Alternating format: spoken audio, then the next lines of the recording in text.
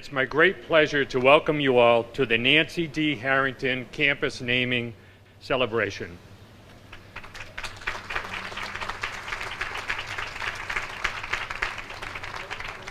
As we gather today in honor and recognition of the late President Emerita Dr. Nancy Harrington, I'm delighted to see so many community members come together to celebrate her life and legacy. How meaningful it is to have the opportunity to celebrate on the physical grounds that she worked so tirelessly to acquire during her tenure.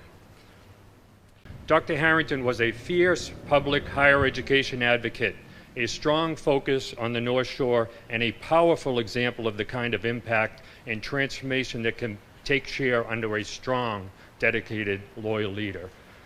Now, in those words I just used to describe her, you'll notice I used the word strong force, powerful, dedicated, working tirelessly. We must remember back in 1990s, it was quite unusual for a woman to be given the top leadership spot in an institution like this. Her strength of character, her personality, and you all know she did have a very strong will, which everyone who knows her experienced directly. This, of course, opened up a trailblazer path for Nancy and for her career.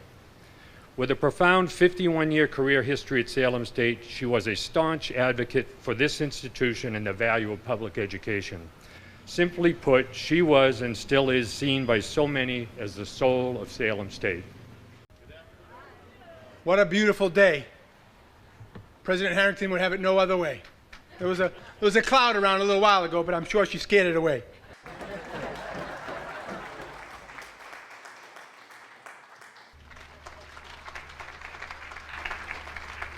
As we begin the new academic year, it is indeed a picture-perfect day to recognize President Emerita Nancy D. Harrington on the campus made possible by her leadership. Educator, visionary, trailblazer. These are just a few of the words that come to mind when I think of Dr. Harrington. Others include role model, friend, and mentor to many. Shortly after being sworn in as state representative in 2005, I was called to her office for a meeting. Yes, I was called to her office, like the principal's office, for a meeting. And anybody who had been there knows exactly what I meant. It was my first time in Meyer Hall. In her large corner office, adorned with artifacts representing years of accomplishment, commanded respect. A well-known and powerful leader, Dr. Harrington's larger-than-life presence filled the room. Just then, and perhaps sensing my fear, her welcoming and friendly smile saying, "How you doing, Representative?" put me right at ease. Dr. Harrington's contributions to Salem State and public higher education are seemingly endless. Embodying everything that Salem State stands for, Dr. Harrington had a keen ability to inspire support that allowed Salem State to grow and evolve. She even had her own tagline, consistency through change. Among her many accomplishments, Dr. Harrington initiated and directed the development of the Master of Science in Nursing program, the master's degree programs in business administration and social work. Each of these was the first of its kind among the Massachusetts state colleges. In addition, Dr. Harrington herself was a woman of many firsts. The first graduate of Salem State to become its president. The first female president in the school's history. I'm going to repeat that. The first female president in the school's history. The first Salem resident to lead this institution, and the first Salem State president to secure a major multi-million-dollar gift. Dr. Harrington's legacy is deeply rooted in the growth of Salem State and the people who make up the fabric of our community. In the spring of 2003, Dr. Harrington wrote, "Salem State has never been a spectator by the side of the road, watching a race pass by. Throughout our long history, we have run every race, passed every mile marker, sought every advantage that would take us to the head of the crowd. We have always endeavored to seek the lead and retain it. Today, we honor Dr. Harrington's legacy by continuing to run that race, to lead, and to encourage our students to never stand on the sidelines. We remember our roots, our commitment to education and inclusivity, and the people, the students, the faculty, the staff, and of course, the alumni, who are all the very heart of this wonderful place that feels like home to many. I'm honored, and I'm really struggling because it's hard, you know? Nancy. So I just want to say a few things of my friend and my colleague, of working with her, and of having the honor to have her be a part of my life.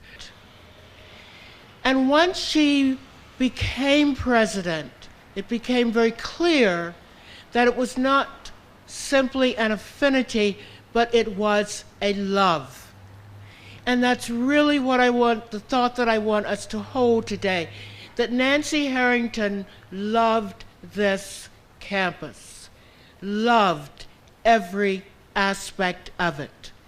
Its people, its buildings, its work, everything it represented, she loved.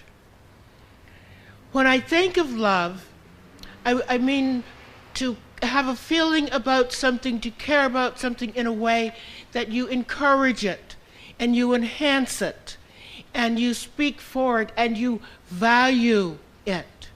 That's the kind of love that Nancy had for Salem State, the value, the encouragement. Nancy Harrington valued public higher education and its role, its purpose. That every single student, every individual, whether we were talking about a kid, and I have had these students in my office, a student who's English, who barely spoke English but somehow got themselves admitted, and that particular student went on to be a chemist with NASA. Whether we were talking about that student who came to Salem to fulfill a dream, or a student, a widow, who had waited, we used to sort of say, you waited till your husband died, huh? To fulfill her dream. And at the age of 74, 75, crossed the stage and shook Nancy Harrington's hand and graduated. These were the students. These were the students that Nancy Harrington said, this university is for you.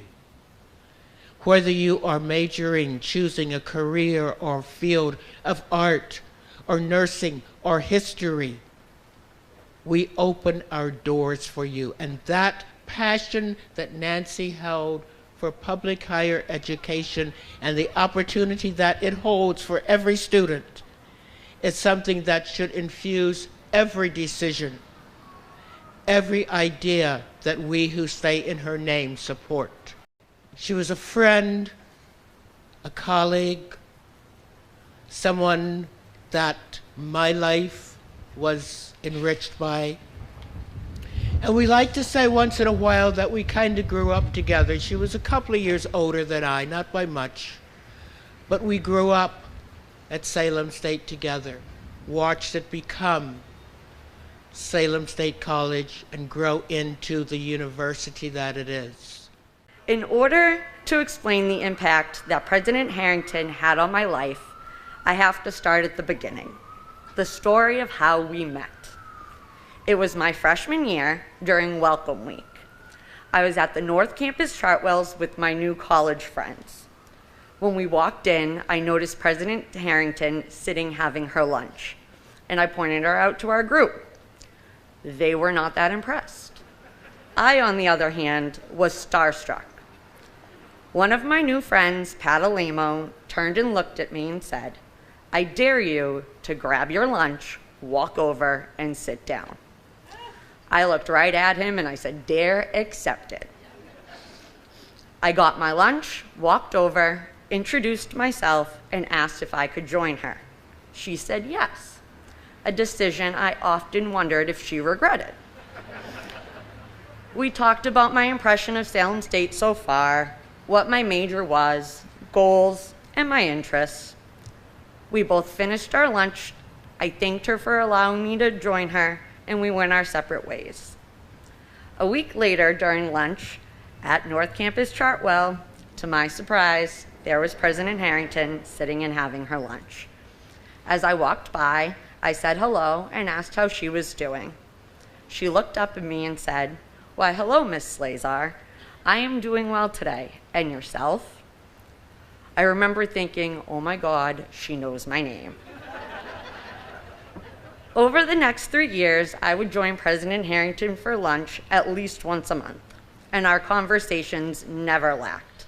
During one of our last lunches, I asked how would I manage without our talks and her guidance.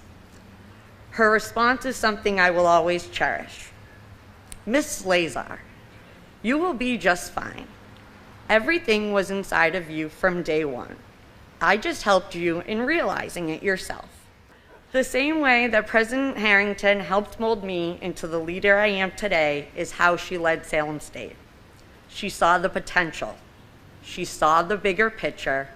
She saw what was needed, and she saw how to achieve it, not solely as president, but as the Salem State community. Central Campus, along with so much more, wouldn't exist if it wasn't for her leadership, her vision, and more importantly, for her. I wouldn't be who I am today if it wasn't for President Harrington. That dare I took my freshman year was the best dare that I have ever taken. Good afternoon, and it's my privilege to represent the class of 1960, which in my estimation, of course, has turned out to be the best class that ever graduated. I met Nancy in September 1956 at Salem Teachers College. I have to get my notes out now. My very first impression during that first week of orientation was, wow, she's tall, she's quiet, almost shy, not the Nancy you guys knew, and she was friendly. About 6 weeks later, I said, oh my God, she's smart. You know, every class we had, she would get A's in everything. And of course, it went on to prove that every single term of our 4 years, as we went from Salem Teachers College to Salem State College, she was on the dean's list, always. Now, my only regret is that Nancy and many of the women from our class met monthly for lunches. I can't share any gossip because men weren't invited. But our class has remained close. When we were planning our 50th reunion, Nancy, of course, was on that committee, and I challenged Nancy to give a generous donation so we could start an endowment that would be given annually to someone in education at what was then, we graduated, it was Salem State College, now you've become a university. So Nancy met my grant, and she got another $5,000 from Francis Hunkins out in Washington, and we started an endowment and pledged that our class would raise $100,000 to be used for scholarships for students going into education. I'm happy to tell you that as of June, we had raised $105,301, and it's not over.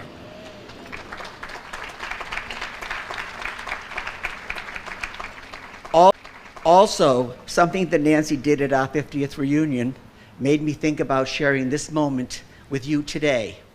I want to ask Brian. Brian, could you stand up, please, in front of the podium? When we were having our 50th reunion, Nancy set out a plan to give a white rose. Excuse me. To give a white rose in a vase to everyone who had passed. And I have 6 classmates from the class of 1960 to give Brian a rose in honor of Nancy. Please.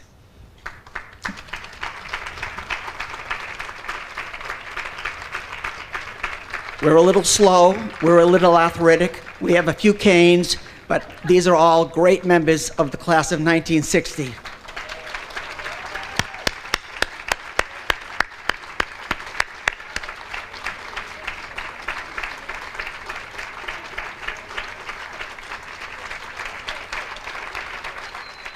Yeah, I'm just actually up here to do a sort of a quick segue into my family spokesperson, Neil Harrington, former mayor of Salem.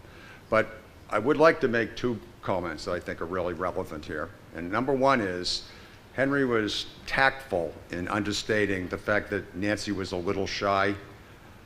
Growing up, Nancy was painfully shy, almost to the point that I would have described it as cripplingly shy. And she avoided things like confrontation. That was not who she was. She was often not demonstrative or emotive because it was difficult for her. But I will tell you this, that when I was informed by Cheryl that they were considering naming the campus after Nancy, I knew precisely that this would have been something that she wouldn't have been able to, in her wildest dreams, handle 14 years after the fact, to have the main campus named after her. And it's almost difficult for me to visualize her holding it together during the last hour. I don't know what it would have done with her, because she could only summon all of this formidable personality and all of this passion through the channel that was Salem State University, because she cared so incredibly much about Salem State and all that it represented and all that it could do. And this enabled her, it really made it easy for her to get in people's faces about it. When she raised funds, when she proselytized for Salem State, she could channel that, and that was something that a lot of performers have, but believe me, it took some overcoming as a young girl. This is pretty much the perfect gift as far as I'm concerned. I guess I'd said to somebody, the purchase of the Sylvania plant here was analogous in the context of the school to the Louisiana Purchase for the United States. And I know this is personal bias on my part, but President Jefferson got, like, what, Jefferson Avenue named after him. I would, no offense against Jefferson Avenue specifically, but I would much prefer to have the main campus named after me. And thank you from the bottom of my heart on behalf of my family members and my aunt, because if she's up there listening, and I don't have any doubt that she is, this is moving her to tears. Good afternoon, everyone. I've just been asked to share a few remarks, if I might, from a somewhat different perspective on this auspicious occasion, about the connection between Salem State and not just Nancy, but the Harrington family. It's a relationship that began over 6 decades ago. It continues to this day, and God willing, it will extend for several years to come. Multiple generations of the Harrington family have had a close relationship with Salem State for a number of years. The trail may have been blazed by Nancy and Kevin in terms of the relationship between our family and the college, but the underlying truth is that, as I said, several members of the extended family have benefited from the first-class education that they have received at the college and now the university, and I have no doubt that they will continue to benefit from that in the years to come. The bond between the Harringtons and Salem State is enduring, as I said, and is fitting that we're here to cement that bond, so to speak, by dedicating the central campus to our beloved Nancy. If you'll permit me just a minute to digress from this theme and talk a little bit about Nancy as a product of the Harrington family, rather than to focus on her enviable legacy here at the university, which has been so eloquently stated by the previous speakers. She was born in Salem into an impoverished childhood, as were so many of her contemporaries at that time. I don't have the time to go into talking about the remarkable legacies that all of the other people of that generation have left for the many Harrington descendants who are here today. But I'll just talk a bit about Nancy. Nancy learned never to be afraid. She learned never to shy away from a challenge and to always give her best. She cultivated within her own persona, and Brian just made a reference to this, an earnestness and a willfulness of purpose that can overcome obstacles such as economic disadvantage and occasional social awkwardness. She shared these traits with so many of the people of her generation, as I mentioned. But of course, most of them never went on to public life. The public aspects of Nancy's career are well known, but I'm convinced that it was the development of her character, born of adversity and nurtured by a persistent mother and the love and support of her siblings, that helped Nancy get her footing in life. After Nancy graduated from high school, it was Salem State that provided her with the opportunity for a lifetime of dedication to teaching and promoting the cause of public higher education that was shared not only with her siblings.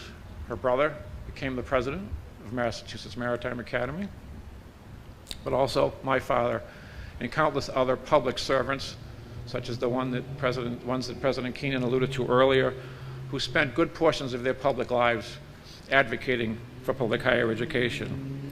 Nancy gave so much to Salem State, but the college, now a university, gave her so much in return and provided her with a chance to cultivate her overwhelming desire to help others, perhaps as some sort of recompense for her childhood when others always did for her. Who knows?